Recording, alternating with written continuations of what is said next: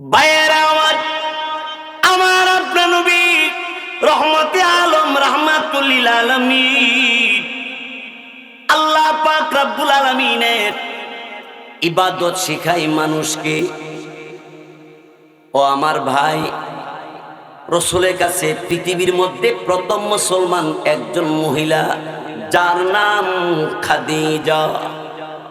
মা বোনেরা শুনেন, খাদিজা একজন মহিলা ছিল। আপনারও তো মহিলা। আরে আমার ভাইরা বন্ধুরা, আমার খাদিজাতুল কুবরা রাদিয়াল্লাহু তাআলা আনহা যত ধন দৌলতের মালিক ছিল সব নবীর কাছে জমা দিয়ে বললেন, নবী গো, এই সম্পত্তি যা আছে সব ইসলামের জন্য দিয়ে দিলাম, আপনার কাছে দিলাম, আল্লাহর রাস্তায় আপনি খরচ করবেন। আমার ভাইয়েরা বন্ধুরা, আমার নবীজির হাতে প্রথম মুসলমান একজন মহিলা, তার নাম খাদিজাতুল কুবরা রাদিয়াল্লাহু তাআলা আনহা। আল্লাহু আকবার। খাদিজা রাদিয়াল্লাহু তাআলা আনহা যেদিন পৃথিবী থেকে বিদায় হয়ে যায়, বারবার কান্দে। নবীজি কাছে বসে ডাক দিয়ে বলেন, খাদিজা কেন কান্দো?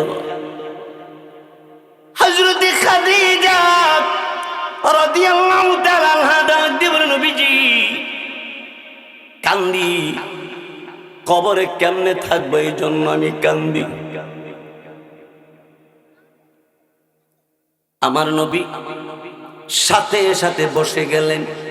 খাদিজার মাথাটা রসুলের উরাতের উপরে, পায়ের উপরে মাথাটা রাইখা বলল, খাদিজা রে,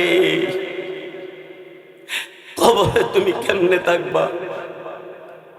মহান আল্লাহ রাব্বুল আলামিন পৃথিবীর কাউকে সহজে সালাম দেন, তোমার এই মহান আল্লাহ তাআলা সালাম দিছে, এরপর তুমি কবরকে ভয় পাও।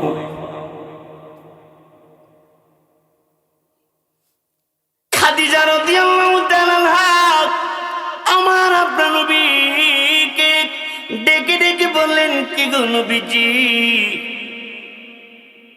আপনার কাছে একটা দাবি, আমারে আপনি কোনদিন ভুলে যাইবেন না, বলবেন, ওয়াদা দিবেননি। কঠিন কিয়ামতের ময়দানে কেউ যখন কারো পরিচয় দিবে না, ইয়াউমা ইয়াফিরুল মারউ মিন আখিহি ওয়া উম্মিহি ওয়া আবিহি ওয়া সাহিবাতিহি ওয়া বানিহি। কেউ কারো পরিচয় দিবে না।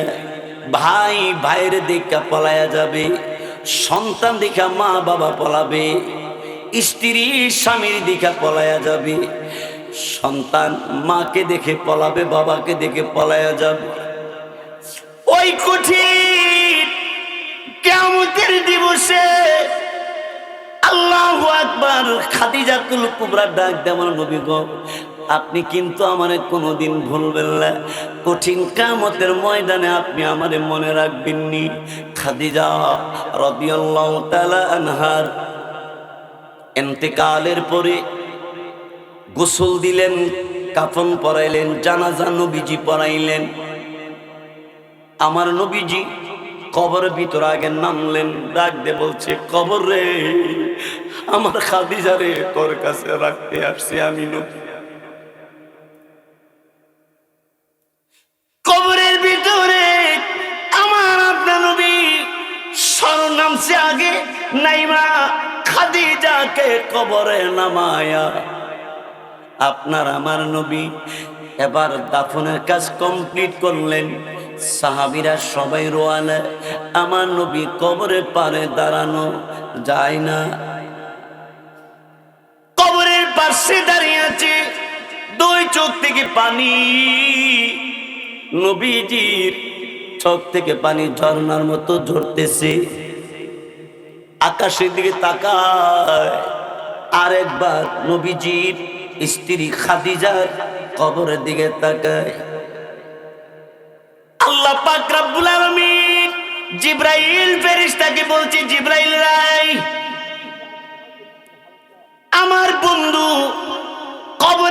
পাশে খাদিজার কবরের পাশ কেন দাঁড়ায় দাঁড়ায় কান্দে রে? আমার খাদিজার ব্যাপারে আমার নবী কিছু বলতে চায় কিনা জিজ্ঞাসা কর। আল্লাহর নবীর কাছে জিবরাইল ডেকে বললেন, নবী গো, যান, আপনি বাড়িতে যান। ফাতেমা, আপনার মেয়ে কন্যারা বাড়িতে, আপনার বিবি খাদিজারে কবরে শোয়া কবরে পারে দাঁড়ায় কান্দেন কেন? কেন কান্দেন আপনি?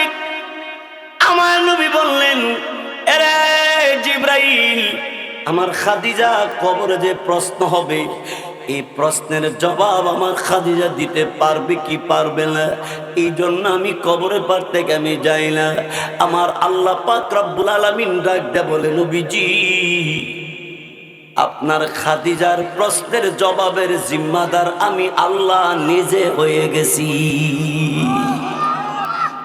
কারণ খাদিজা আপনারে ভালোবাসে, আপনার পদ্ধতিতে জীবন পরিচালনা করে, সব সম্পত্তি ইসলামের জন্য আপনার কাছে ওয়াকফ করে দিছে। সেই খাদিজার কবরের প্রশ্নের জবাব আমি আল্লাহ তাআলা দিয়ে দিব। আমার ভাইয়েরা, আমার বয়ানের পয়েন্টটা হলো যে আমার আপনার ইবাদত হবে তখন যখন আমার কাজটা নবীর সুন্নত মতো হবে, সেটাই ইবাদত।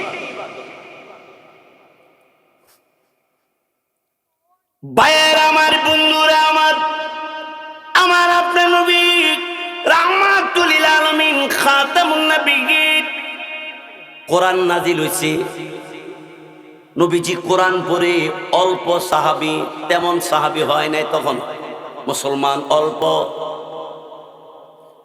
অল্প স্বল্প সাহাবাই কেরামদেরকে নিয়ে নবীজি কোরআনের সবক দিয়ে কোরআন তেলাওয়াত করে আবু জাহেল, উতবা, সাইবা, আবু সুফিয়ান এরা 24 ঘন্টা নবীর পিছনে লাগা।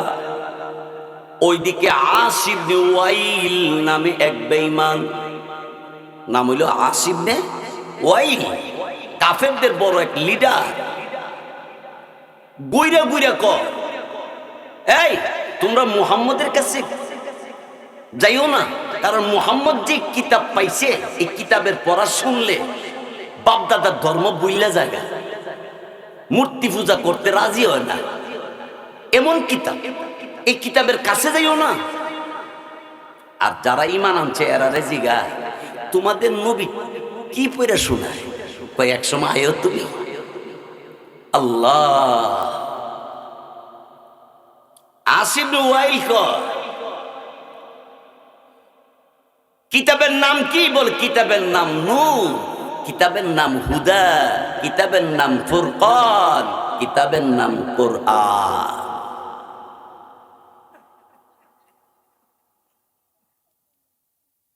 তো রাসূল কারীম সাল্লাল্লাহু আলাইহি সাল্লাম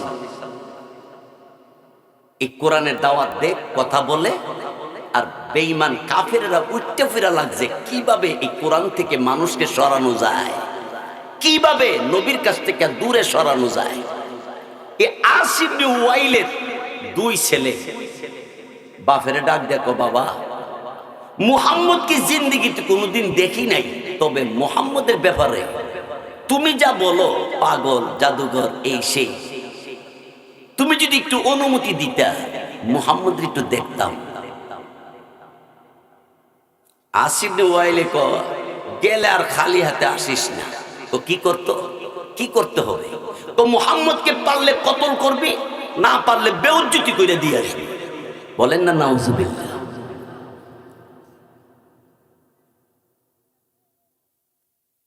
এই কথা বলে আস ইবনে ওয়াইলের 2 ছেলেরে পাঠাইছে। কোথায় পাওয়া যাবে? রাতের বেলা কাবাগরের সামনে সে তার আল্লাহর কিতাব পড়ে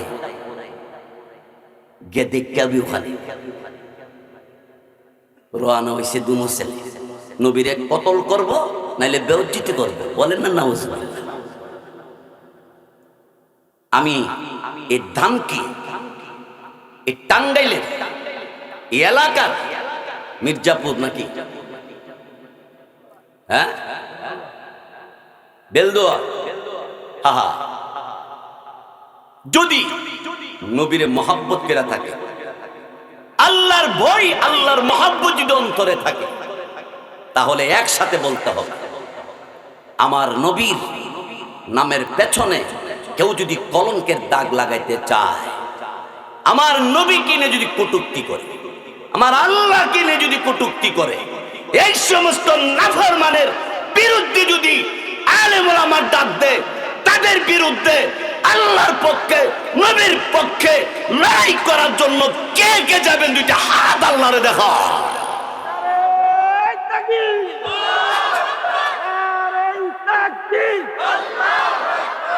ইসলামের শত্রুরা আল কোরআনের আলো, নারায়ে তাকবীর। আসিফ ইবনে ওয়াইলের দুই ছেলে আইছে, নবী মুহাম্মদকে কতল করব, না হয় বেউজ্জতি করবে। আসিফ ইবনে ওয়াইলের দুই ছেলে আগে আসতেছে, আইসা দেখে আল্লাহ, নবীজি যে কোরআন তেলাওয়াত করতেছে, হঠাৎ করে তারা তাকায় দেখে কাবাগরের দেওয়ালের উপর একটা লাইট দেখা যায়, আলো দেখা যায়। এক ভাই আরেক বাইরে কয়, এখানে তো লাইটের কোনো ব্যবস্থা নাই, লাইট জ্বললো কোত্থেকে, এই আলো কোত্থেকে আসছে? উকি মেরা দেখে নবী মুহাম্মদ রাসূলুল্লাহ ওখানে কাবাগরের সামনে। আমার ভাইয়ের আসিফ ইবনে ওয়াইলের দুই ছেলে ডাইনে একবার তাকায়, কেউ নাই, তারের ব্যবস্থা নাই, লাইট নাই, কে লাইট জ্বালাইলো? বামে তাকায়, ওখানেও কোনো ব্যবস্থা নাই, তাহলে লাইটটা জ্বললো কোত্থেকে রে? কিভাবে রে চমকায় রইল? ও কি মাইরা তাকায়া আগাইতে আগাইতে তাকায়া দেখে আমার নবীর সুন্দর চেহারার আলোতে রাতের বেলা কাবাগরের দেওয়াল আলো হয়ে গেছে।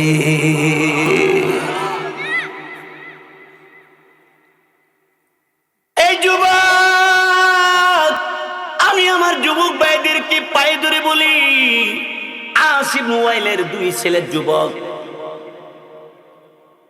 আস্তে আস্তে আমার নবীজির কাছে গেছে, আসছিল কতল করবে, না হয় বেইজ্জতি করবে।